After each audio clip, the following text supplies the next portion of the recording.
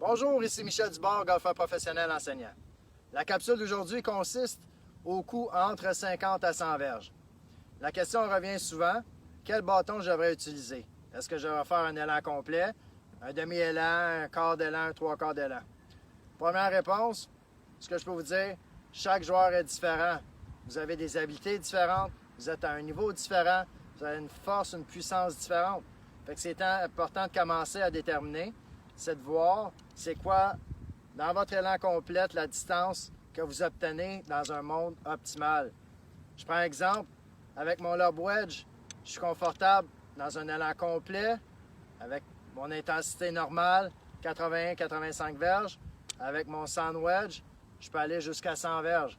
Fait que ça, c'est mes conditions personnelles à moi. Là, c'est à vous de déterminer les vôtres.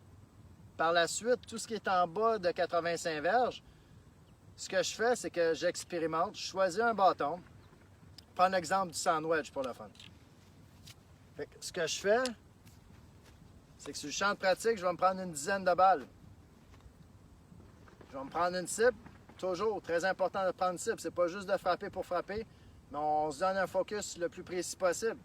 Fait que je vais y aller pour une distance de 50 verges pour commencer. Fait qu'avec mon sand wedge, ce qui voudrait dire une intensité réduite à 50 %. Pour ce faire, la façon que je l'exécute, c'est en mettant ma balle un peu plus sur mon pied arrière, à l'intérieur de mon pied droit. Je vais mettre un peu plus de poids sur ma jambe gauche. Puis je vais essayer de faire un élan raccourci d'environ une moitié, ce qui veut dire environ à la hauteur de mes hanches, plus ou moins. Puis par la suite, après contact, je devrais finir selon l'intensité, environ à peu près à la même place de l'autre côté. Il y a une certaine symétrie qui n'est pas toujours vraie pour tout le monde. Fait que ça vient de laisser-erreur. Fait que je prends ma distance à 50 verges, ma balle à l'intérieur de mon pied droit, un peu de poids sur ma jambe gauche. Par la suite, je réduis mon élan arrière pour réduire mon intensité. Je regarde mon coup aller. Je vois que ma trajectoire est plus basse que quand je fais un élan complet. Puis ça me donne environ 50-55 verges en ce moment. Fait que par la suite, j'essaie de le répéter pour avoir un taux d'efficacité d'environ 8 sur 10, 80 %. Fait que ce qui me permet d'être en confiance. Si j'ai besoin de 75 verges, je vais augmenter mon amplitude un petit peu plus pour me donner un peu plus d'intensité. Fait que c'est de cette manière-là que j'établis mes distances, un autre type de barème pour ce que j'ai à obtenir comme distance. Encore là, ça va être important de vérifier est-ce que le verre est plus haut à 60 verges, la position du drapeau, est-ce qu'il y a des trappes, est-ce que ça couvre bien le verre ou il y a quand même de la place. Parce que je peux utiliser un autre type de bâton, comme un pitching wedge, puis réduire mon élan encore une fois, garder une trajectoire plus basse avec un peu plus de roulement. Fait que ce que je vous suggère de faire, commencez par un bâton, celui qui vous donne 100 verges de distance. À partir du 100 verges, établissez avec le même bâton ce que vous êtes capable de faire pour 50 verges.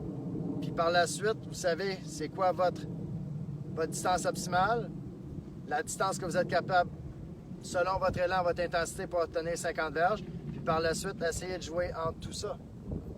Fait que plus vous allez l'expérimenter, plus que ça va être facile pour vous, plus vous allez augmenter votre confiance. Puis quand vous allez arriver sur le terrain, vous allez savoir quel bâton choisir dans ces conditions-là. Si vous avez d'autres questions sur autre sujet par rapport au golf, à la préparation mentale, préparation physique, ou même encore sur l'élan, ça va me faire un grand plaisir de vous aider. Alors, je vous suggère de m'écrire, soit sur Facebook, soit de me texter, ou même de m'appeler. Ça va me faire un grand plaisir de vous écouter, de répondre à vos questions et de vous aider. Sur ce, je vous souhaite une très belle journée. Bon golf!